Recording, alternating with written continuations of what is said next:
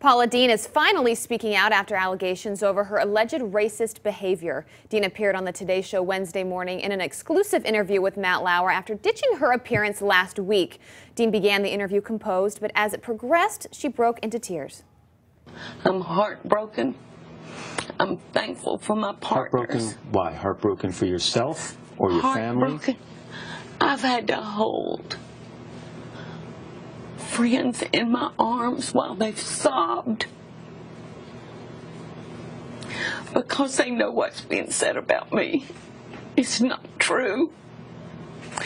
And I'm having to comfort them and tell them it's going to be all right. If God got us to it, He'll get us through it. Lauer continued pushing even after Deen was struggling. You can't help but feel for her, but at the same time, we all know what she said. Yeah.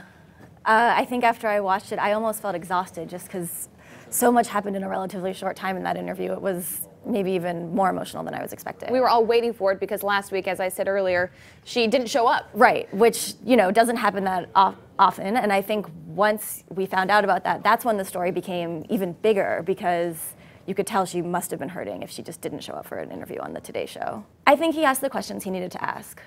And he was composed, he didn't throw any softballs at her, and he asked the questions that people wanted to know the answers to. Absolutely. Let's take another look, though, at another clip. This is from the interview this morning where Matt Lauer asked her specifically about the use of the N-word.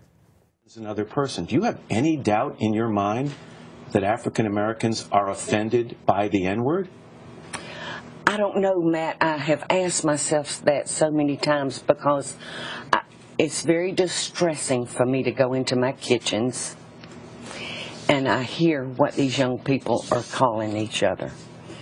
It's very, very distressing. You've never joined in on that language? No, absolutely not. It's very distressing.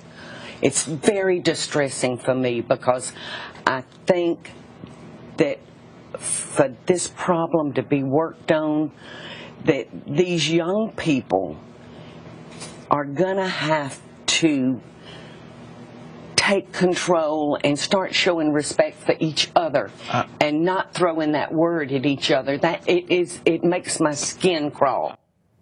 She's clearly picking her words very, very carefully as she's speaking there. Was that the right response?